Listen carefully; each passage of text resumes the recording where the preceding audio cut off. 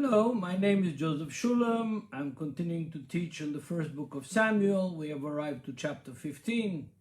The title I gave to this lesson is A Bad End to a Good Beginning. King Saul. In chapter 14, at the end of the chapter, we see a kind of summary. We are told about the children of King Saul. We are told about how he their names, his daughters, his wife, his general Avner ben Ner, who was the uncle of King Saul, and Kish's father, and kind of at the end of somebody's life, usually you enumerate all these things. You give a summary of the person's life. It's a bad omen for chapter 15. The writers of the book of Samuel, 1st and 2nd Samuel, and also the book of Kings, are very, very, very intelligent and smart writers. Inspired, of course. We believe in the inspiration of all scripture was inspired by God, by the Spirit of God, and it's profitable for instruction and correction and to equip the man of God unto all good works. So, of course, book of 1 Samuel, 2 Samuel, and all the other books of the Bible fall into that category. But I like to see the mechanics behind the message. And here the mechanics are clear. Samuel is disappointed by King Saul, because King Saul is not bearing two things which are important for Samuel. One is not bearing the goals and the Spirit of God that he was supposed to bear. Second of all, he is not counting old man Samuel and showing him the kind of respect and honor that Samuel expected from Saul. He made Saul who he is. He took a spoiled kid of a rich father and insecure, and he made him king, the first king of the nation of Israel. From the day that the nation was born, with Abraham's call to leave his land and his family and his country and his kinfolks at Haran, until this day, there was no king in Israel. The people, the elders of the people, were disappointed by the spiritual leadership of the country, by Eli and his children, and by the work of the tabernacle that became syncretistic, meaning that they mixed the worship of God with idolatry, which is very often the case when there is no real revival, when things continue by inertia, and the culture is stronger than the faith. And this is the case. This is the case often, the case in history, the history of Israel, and the archaeology, stands by it, proves it to be right, whatever the prophets of Israel say. And it was also in the family of Jacob himself. His two wives stole the household gods of their father Laban and hid them until Laban caught up with them, and they found them with one of Laban's daughters sitting on top of them, pretending that she has her monthly period, and that's why she can't really get up. But in the end, the idols are found. They're buried under a tree. When they cross the Jordan. Syncretism is prevalent in modern Judaism, in modern Christianity, and among the evangelicals and among the non-evangelicals. It's widespread. It's hard to restore the New Testament church. It demands a lot of discipline, and it demands a lot of being not politically correct, because the politically correct, the cultural religion, the cultural church, the way one of my friends and old-time friend Lagarde Smith, a very famous lawyer, professor of law at Pepperdine for many, many years, more than 20 years, district attorney of Oakland County in California, and professor at Liberty University and at Stafford University and other places as well, a writer. In fact, he started writing his first book, The Narrated Bible in My House in Jerusalem, in 1974. He wrote a book called The Cultural Church.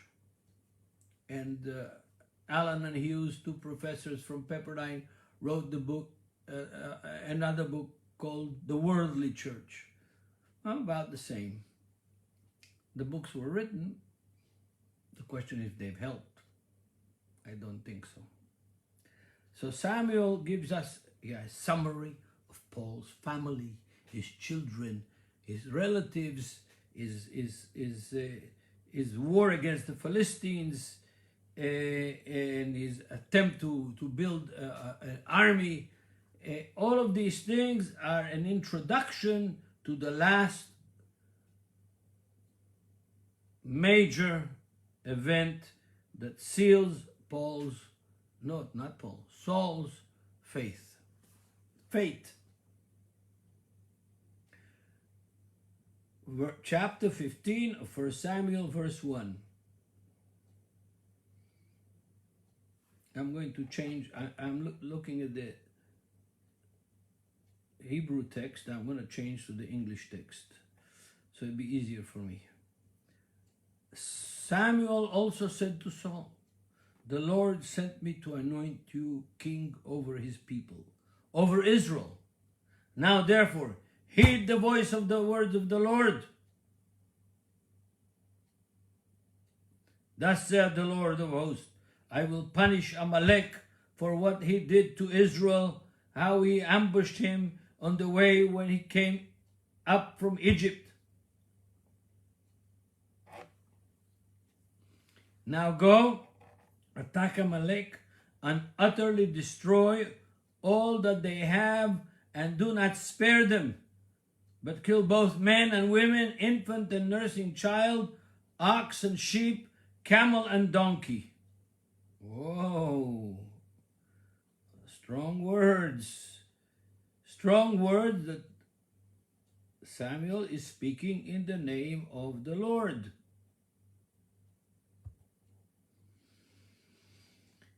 You know, we're looking at Islam, we're looking at ISIS and the horrible things that they did. We read the Torah,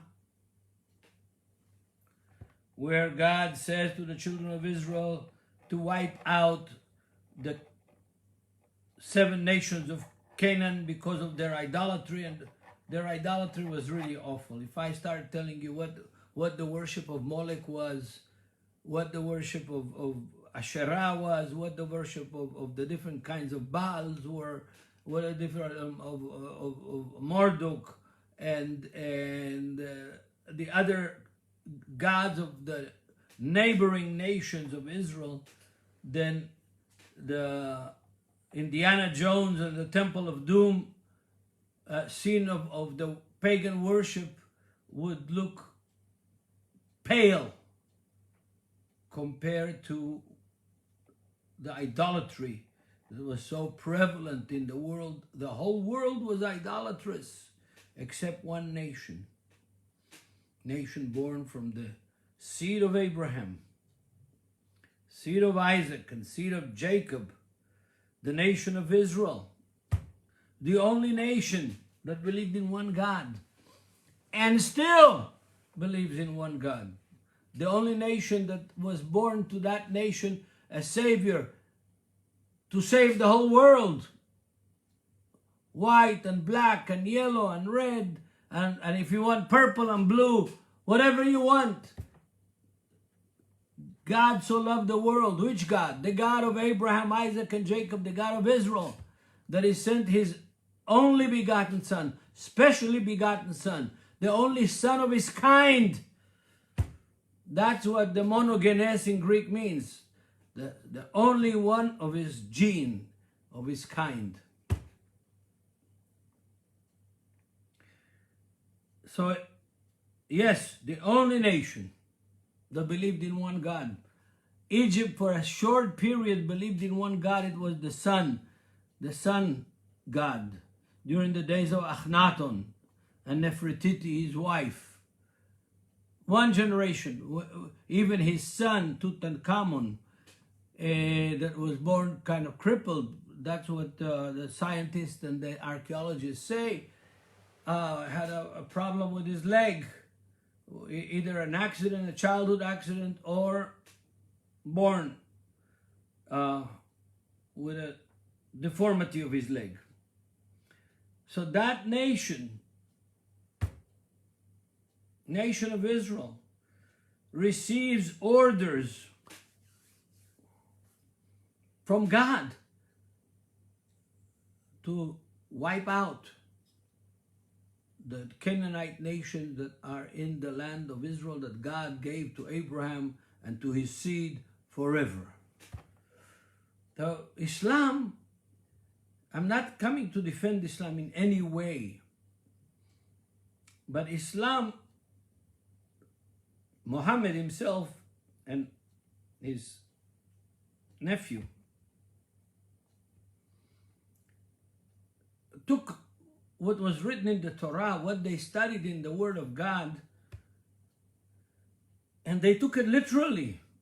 The children of Israel didn't take it literally. Maybe they should have taken it literally, but they didn't take it literally, and therefore the Canaanites, including the Philistines that were not Canaanites, they were a thorn on their side for the rest of their history as a nation in the land of Israel.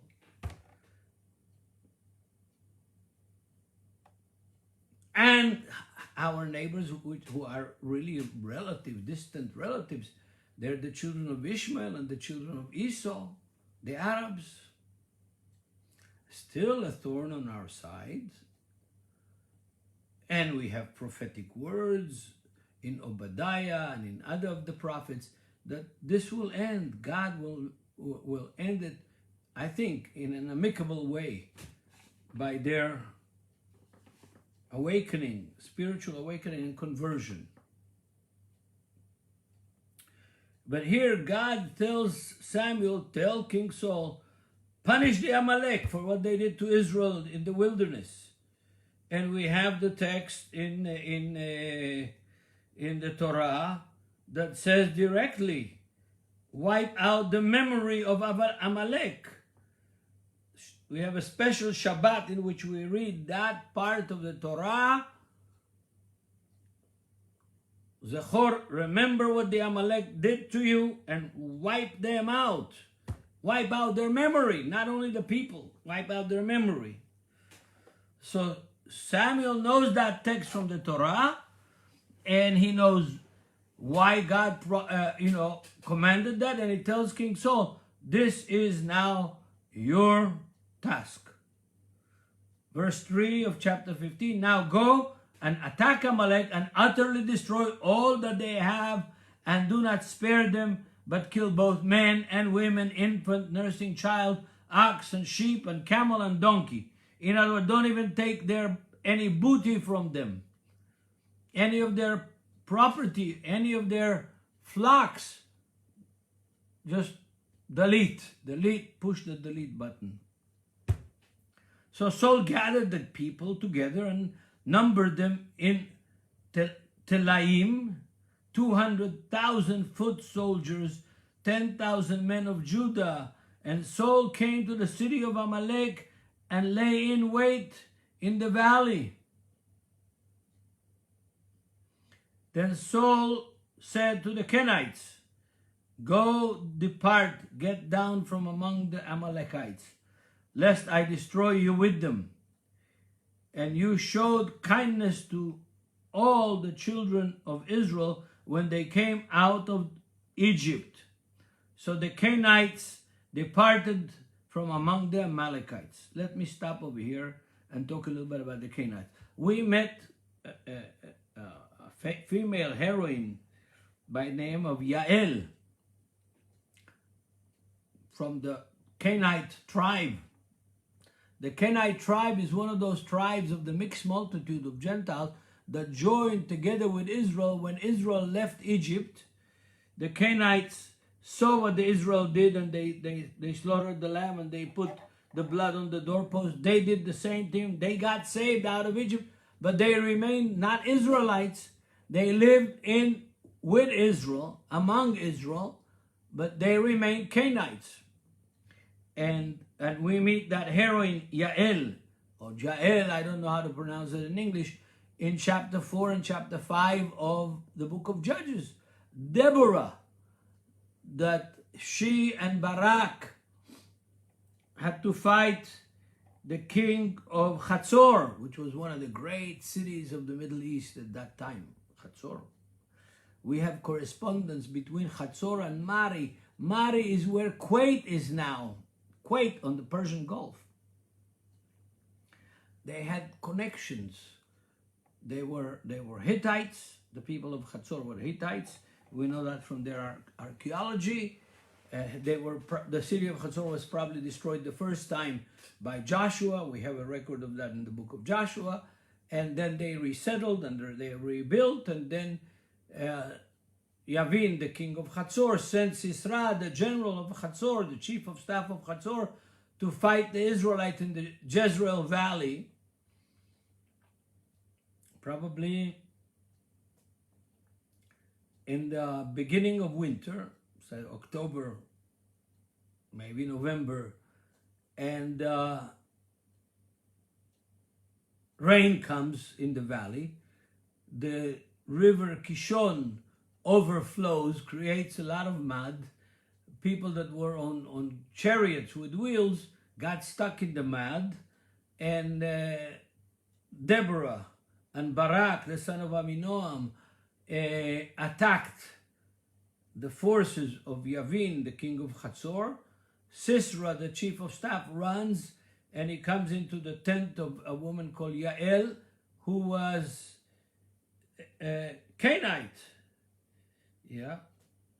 In the English translation, they didn't understand the text. They didn't know the history and the background, the historical background. So they made Yael the wife of Heber the Kenite. Yael, the wife of Heber the Kenite. If they knew better biblical Hebrew and historical background, they would know that Heber means the band, the group, the tribe of the Kenites.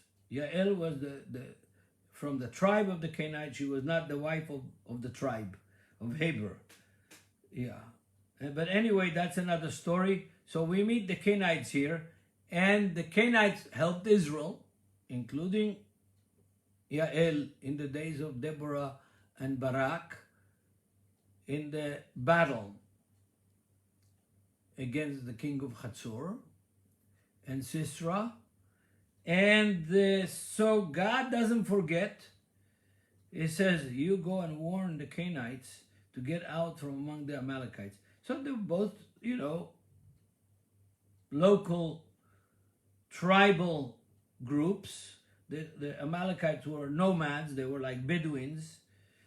Or the way one of my old teachers used to say, Badwins. So the Amalekites and the Kenites were not Israelites, but they were, in the land. And Saul says to the Kenites, go and get out from among the Amalekites. We're about to wipe them out. So the Canaanites departed from among the Amalekites. That's verse 6. And Saul attacks the Amalekites from Havilah all the way to Shur, which is east of Egypt. We're talking about the central Negev, the land of Shur, the east side of the Sinai Desert on the border with Israel today. He chases them all the way down, the Amalekite. That was the territory where the Amalekites liked, the desert. So he chases them from the coastal, plain and the low hill country all the way down to the Negev.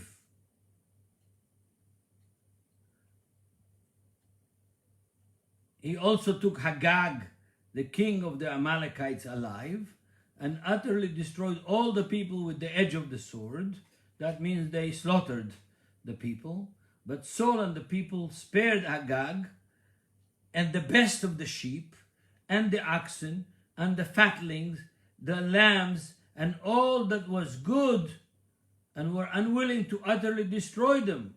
But everything despised and worthless that they utterly destroyed. In other words, all right, if we were told to destroy everything, well, it hurts our heart to destroy good animals that we could barbecue. Hurts our hearts to kill good animals, camels, donkeys, horses. Hurts our heart to destroy their beautiful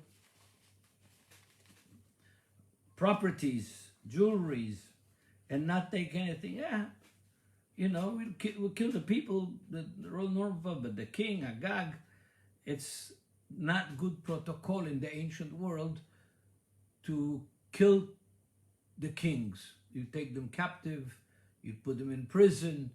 You can see a couple of kings of Israel giving homage to Nebuchadnezzar in Babylon. They're taken to the exile. Among them Jehu, bowing down on his whole four in front of the king of Babylon. And you don't kill the kings. It's not good protocol. So that's what the people did, and King Saul agreed with it.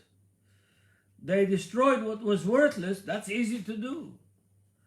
The junk they destroyed, we did it. But the good stuff they kept. It's logical. But God doesn't go by human logic all the time. Maybe sometimes, but not all the time. And the word of the Lord came to Samuel, saying, I greatly regret that I have set up Saul as king, for he has turned back from following me, and has not performed my commandments. And it grieved Samuel. And he cried out to the Lord all night. Samuel interceded for Saul. He cried to the Lord. He said, okay, Saul, yes, he's an insecure person. He's a little bit of weak character. But he's the king of Israel. We crowned him 3 times. Crowned him at Ramah privately, in Mizpah publicly. Then after his victory over the Jabesh Gilead fiasco at the Gilgal, crowned him there in front of all of the people, offered sacrifices. It hurts my heart, Samuel says, to do this to King Saul. I made him. No. It grieved Samuel, and he cried out all night to the Lord. And when Samuel rose early in the morning to meet Saul, it was told Samuel, saying, Saul went to Carmel. This is not Mount Carmel. This is Carmel, east of Hebron, north of Beersheba, east of Hebron, on the slopes of the central mountain range toward the Dead Sea, that Carmel. Saul went to Carmel, and indeed he set up monument for himself, and he has gone on around, passed by, and gone down to Gilgal. In other words, Saul now victorious over the Amalekites, making monuments to himself. Bringing praise to himself as a great king who had victory over the Amalekites.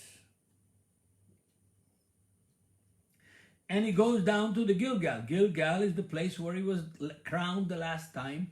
It is one of the meeting places of the Amphictyonian Union of the tribes of Israel. Yeah. There is union and liberty for each tribe. Almost like the United States of America. Each state is independent and not independent at the same time. There is the federal government and the federal laws. There's the state laws and the state taxes. And so that was the situation of the tribes of Israel in the days of Saul. So he goes to the Gilgal, to the place where he was crowned, to the place where Israel crossed the Jordan River, to the place where the men of Israel were circumcised after 40 years in the wilderness, that they were not circumcised. Then Samuel went to Saul, and Saul said to him, "Blessed are you of the Lord. I have performed the commandment of the Lord." Look, that was a mistake. Saul knew that he did not, and that the people did not do what they were commanded. They did halfway, and God blessed them full way. They had victory over their enemies. The Amalekites that were not vegetarian, they were a very cruel and very military and very aggressive group of people. We learned that from the Torah, we learned that from history.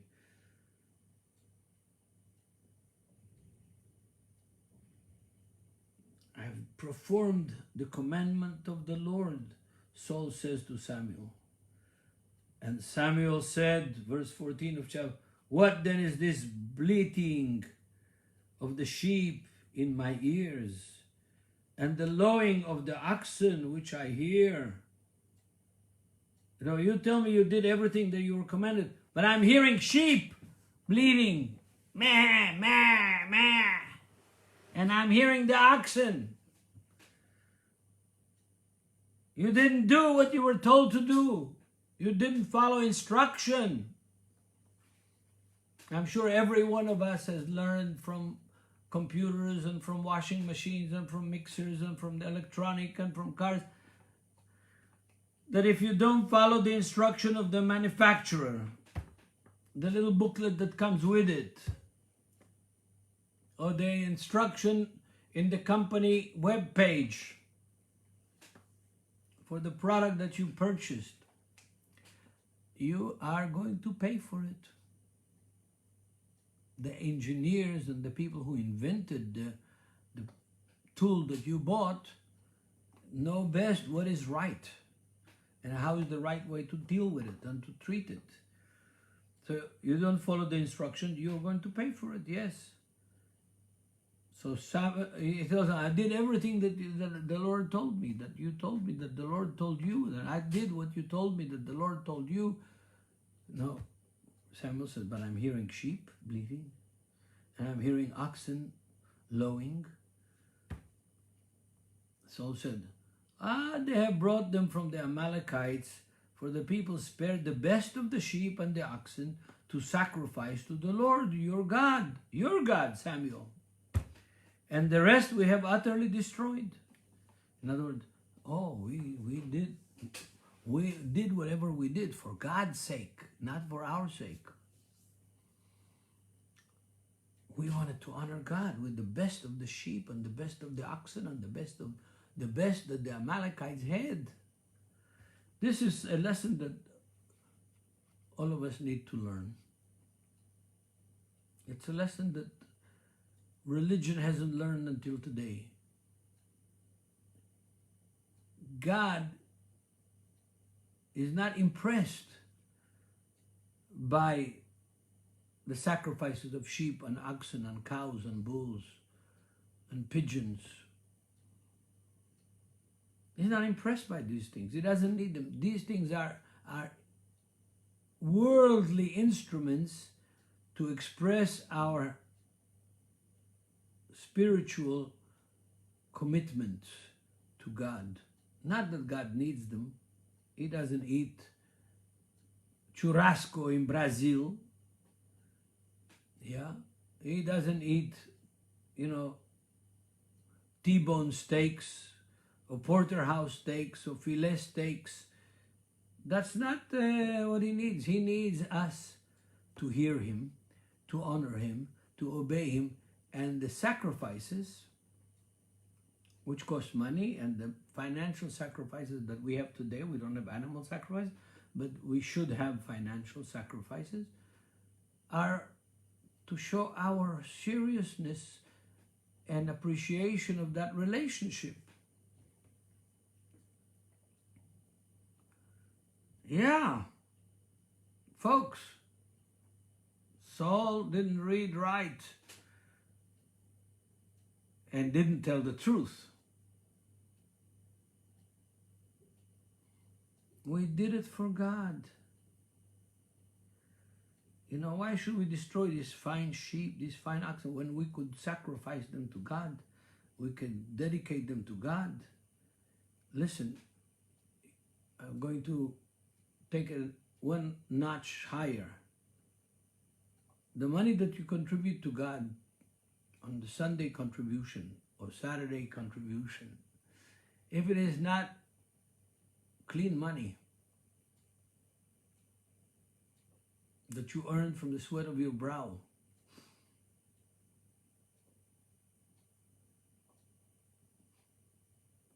you may get a reverse reaction from God, not a blessing, but the opposite of it. God wants your heart. He wants your soul. He wants your life. He wants your body. He wants your family. He wants your obedience. Obedience is better than sacrifice. And if you don't believe me, I can give you several texts from the prophets that make that clear. In fact, I recommend you read Jeremiah chapter 7 from verse 20 to verse 23, 3 short verses. And you find out God says, I didn't command your forefathers in the wilderness to offer me burnt offerings and sacrifices. What I really wanted to see from them is that they hear me, that they believe me, that they obey me. That's what I wanted to see. The sacrifices were just an instrument to show their dedication. And the sacrificial system is all relative anyway, which teaches this very, very point. A poor person is not expected to offer a bull. They're expensive. It's enough for him to bring a handful of corn, of wheat, anointed with oil. God will be satisfied if that's all he can give. Hallelujah. It's as much as a rich man can give 10 bulls. That handful of wheat anointed with oil for the poor person is equal to what the rich man can give. But if the rich man gives a handful of grain anointed with oil, it's an abomination to the Lord, and he will pay for it.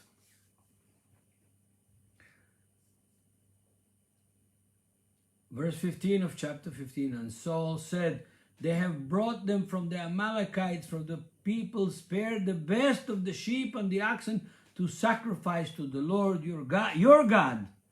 Not my God, not their God, your God, Samuel. The rest we have utterly destroyed. The garbage we've destroyed, the good stuff we've kept. Samuel says to Saul, verse 3, be quiet, shut up. I will tell you what the Lord said to me last night. Not now, not in this occasion. Already last night, the Lord said to me, speak on.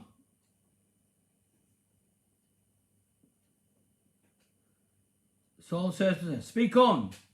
So Samuel said, "When you were little in your own eyes, were you not head of the tribe of Israel? Did not the Lord anoint you king over Israel? Now the Lord sent you on a mission and said, 'Go and utterly destroy the sinners, the Amalekites, and fight them against them until they are consumed.' Why did you not obey the voice of the Lord? Why did you swoop down on the spoil and do evil in the sight of the Lord?" Verse 20, and Saul said to Samuel, "But I have obeyed the voice of the Lord and gone on the mission which the Lord sent me, and brought back Agag, the king of Amalek, and I utterly destroyed the Amalekites. But the people took the plunder, the sheep, the oxen, the best of the things which should have been utterly destroyed, to sacrifice to the Lord your God in Gilgal." Oh. Remember Aaron, the brother of Moses? When Moses was up in the mountain 40 days and 40 nights, and the people came to her and said, "Give us a God that will lead us. Moses is not coming back so soon." The people told me. The people asked me. The people forced me. I'm not to blame. I was seduced, forced by the people. Democracy.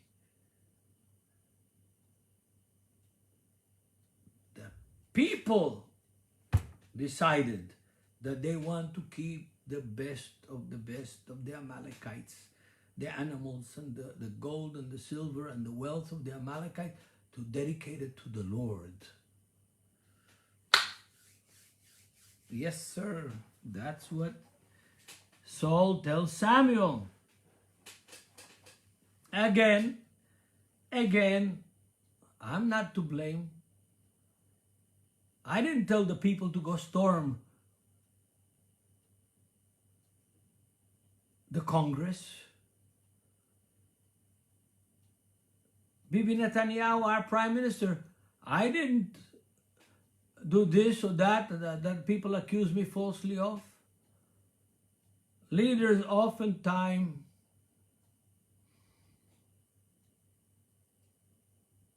are strong when everything goes well, but when things start to unravel, they show who they really are. Yeah, they show who they really are. And this is not politics. I'm not talking politics. I'm telling you, here is a biblical example of exactly that kind of behavior of the first king that God had anointed through Samuel over the nation of Israel, over his people. And God knows Saul. He knew from the beginning that he had a weakness in his character. The people took the plunder, the sheep, the oxen, the best things which should have been utterly destroyed. He knows that they should have been utterly destroyed. He knows that it was the right thing to do. He knew that that was God's will. But the excuse was the people did it to sacrifice to the Lord your God in Gilgal. This your God, my God, goes back to Moses, goes back, in the conversation between God and Moses in chapter 33 of Exodus. When everything is wonderful, it's our God. When we're in trouble, it's your God. Samuel said in verse 22, Has the Lord as great delight in burnt offering and sacrifices as in obeying the voice of the Lord? You can read Isaiah chapter 1, Jeremiah 7, Hosea 6, You can read Amos, and you can read all the prophets and the Psalms, and you find out that, you can read the New Testament. Acts chapter 17, from verse 21 to verse 31. Paul in Athens says the same things to the Athenians. Nothing has changed. God is constant. We are not. As the Lord great delight in burnt offering and sacrifices, as in obeying the voice of the Lord. Behold, to obey is better than sacrifice, and to heed than the fat of rams. For rebellion is as sin of witchcraft. The rebellion is as the sin of witchcraft, and stubbornness is as iniquity and idolatry. Behold, you have rejected the word of the Lord. He has rejected you from being king. But we already heard this from Samuel earlier. Samuel already knew that this is what's going to happen. He just didn't have a strong enough excuse to implement it publicly now. Now he has. Now he has. Saul himself provided the excuse. Saul himself set the stage, cooked the meal that he now has to eat. Then Saul said to Samuel, verse 24 of chapter 15, I have sinned, for I have transgressed the commandment of the Lord and your words, because I feared the people and obeyed their voice. Now therefore please pardon my sin and return with me, that I may worship the Lord. Still didn't get it. He still didn't get it. And very few of us get it when we are caught red-handed, disobeying and sinning and doing our will and not God's will.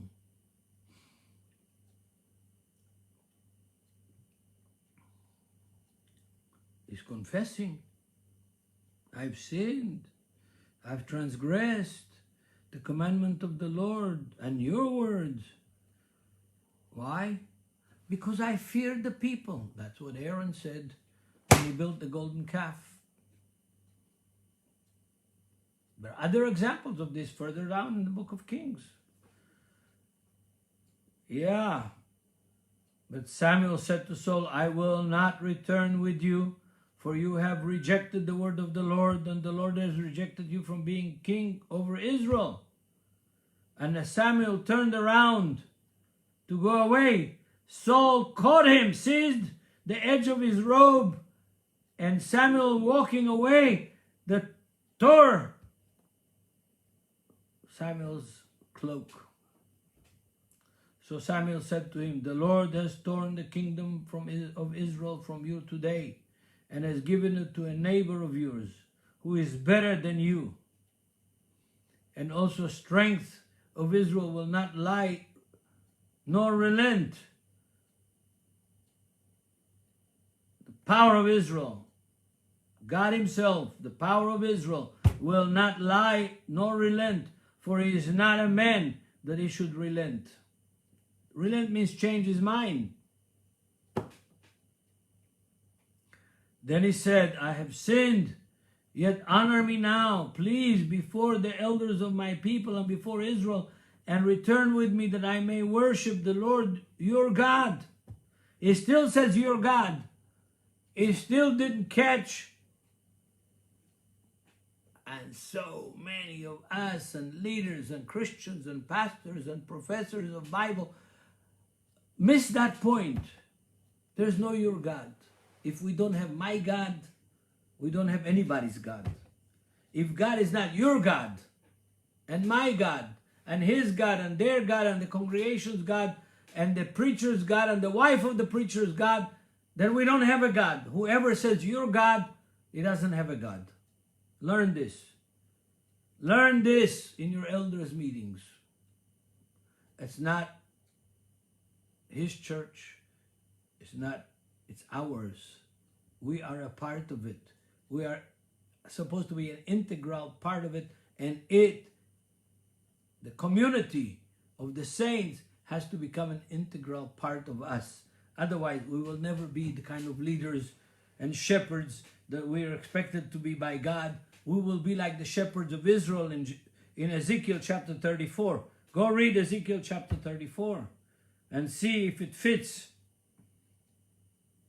to the leaders that you know today.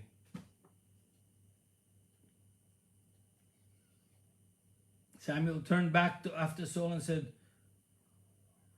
and Saul worshipped the Lord. He kneeled, bowed down, lay down. I don't know what he did, but he started worshiping the Lord. After he said, take me with you, return with me that I may worship the Lord, your God. Suddenly, Samuel turns back after Saul, and Saul is worshiping the Lord.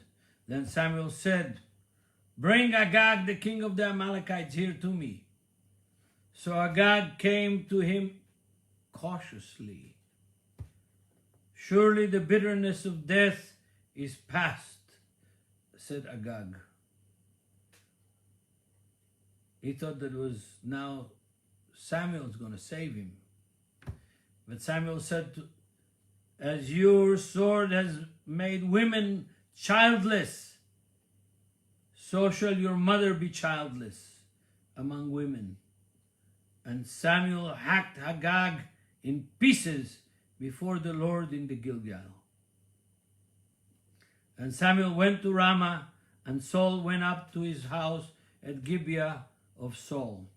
And Samuel went no more to see Saul until the day of his death. Nevertheless, Samuel mourned for Saul, and the Lord regretted that he had made Saul king over Israel. This is the second time that the Lord regrets something. And it's hard for me to understand this.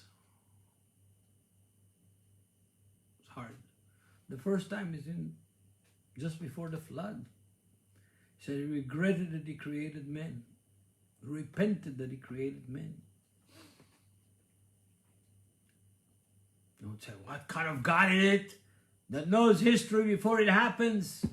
What kind of God is it that controls the sun and the moon and the stars, the waves of the sea and the clouds of the air? What kind of God is this that regrets that he created, that he chose Saul to be the king? I had pondered on this question a long time, and I'm not sure yet that I have a complete, full answer, but I have an answer that satisfies me. Because when God created us, created men, he gave us a part of his character, a part of his nature. He spoke to somebody before he created men. Let us create men in our form and in our nature, character.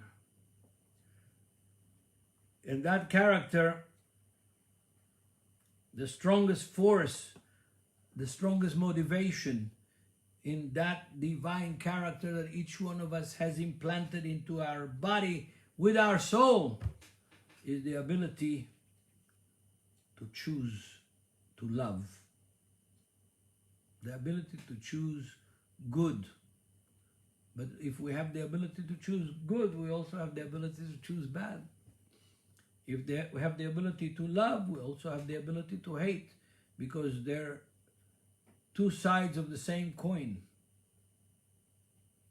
And God always hoped that we would live up to his nature, that we would partner with him,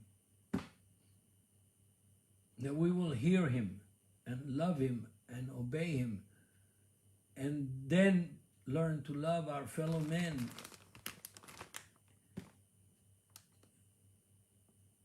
Because we love God. But we don't because we have free will and the freedom to love and the freedom to choose and the freedom to choose life and to choose death and to choose good and to choose evil, we have that freedom. We have that freedom. And because we have that freedom, sometimes God thinks too well of us, too good of us. He hopes that we will live up to His DNA that is in our souls. But sometimes that ability to choose, that ability to think, that ability to imagine, that ability to be like the nature of God Himself,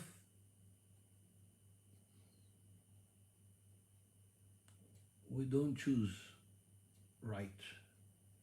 We choose wrong and we fail God. One more note. Agag's family didn't stop hating Israel and hating Jews and hating the Israelites.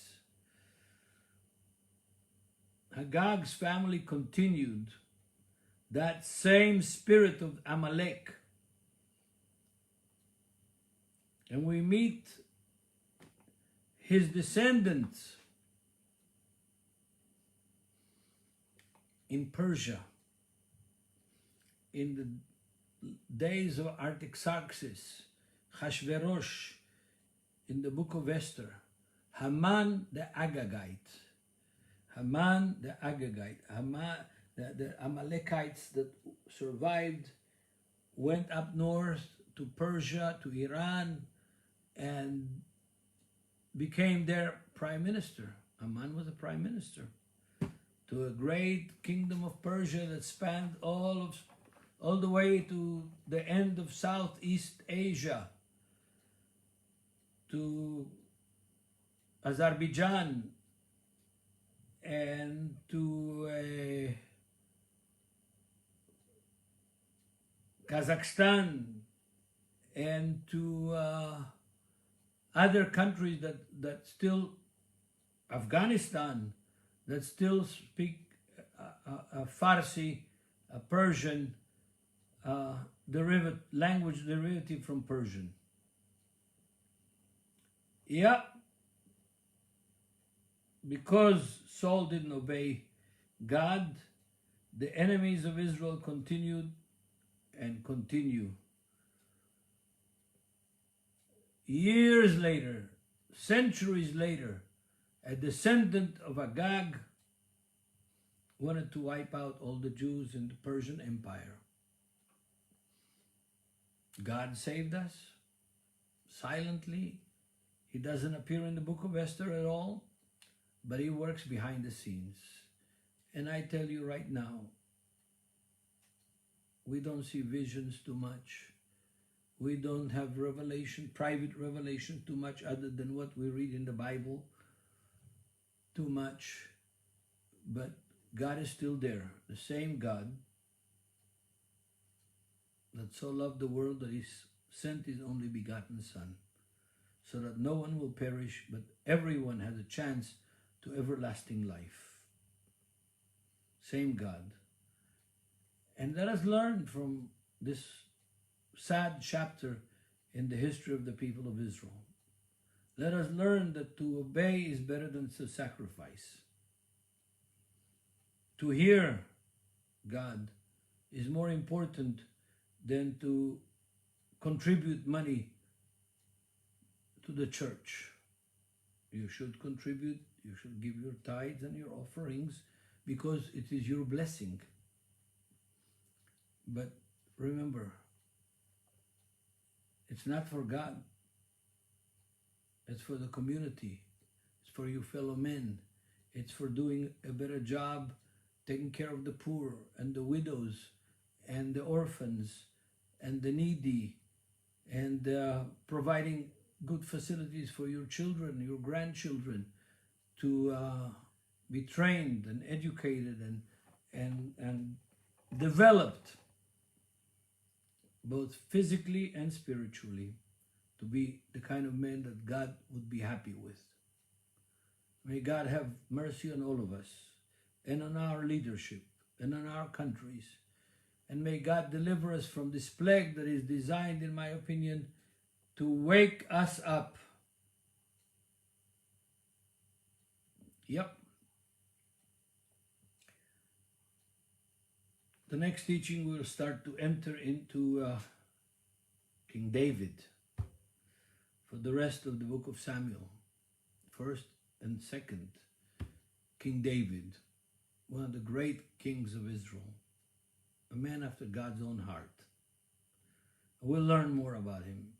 So for now, pray for me, for my wife, for Israel and for our community and for your community and for your country, and intercede, begging God to show his mercy to all of us.